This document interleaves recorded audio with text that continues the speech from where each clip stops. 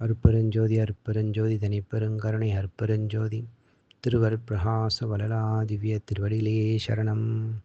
வணக்கம். இன்றைக்கு நாம் சிந்திக்கக்கூடிய அகழ்வரிகள் 129, 130.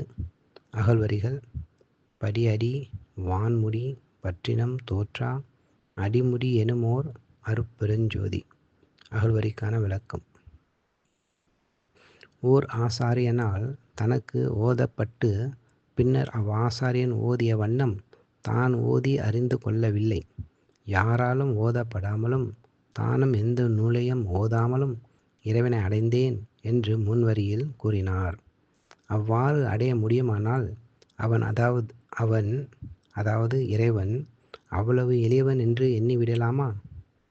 மண், நீர், நெருப்பு, காற்று, ஆகாயம் என்னும் பஞ்ச பூதங்களில் மண் என்பது அடியானால் ஆகாயம் என்பது முடி.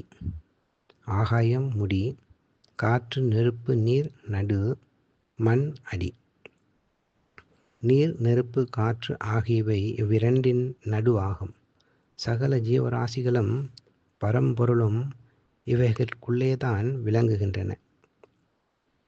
இறைவனை காண மிகுந்த ஆவல் கொண்ட ஒருவன் மிக ஆற்றல் பெற்றவனாய் இருந்தான்.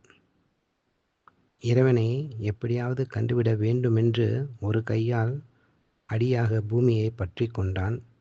மறு கையால் முடியாகிய ஆகாயத்தை பற்றி கொண்டான். இவ்வாறு மண்ணை ஒரு கையாலும் விண்ணை மறு கையாலும் பிடித்து கொண்டு பார்த்தாலும் இறைவன் தோன்ற மாட்டான். அப்படியானால் அவன் இல்லையோ என்று எண்ணிவிடக் கூடாதாம்.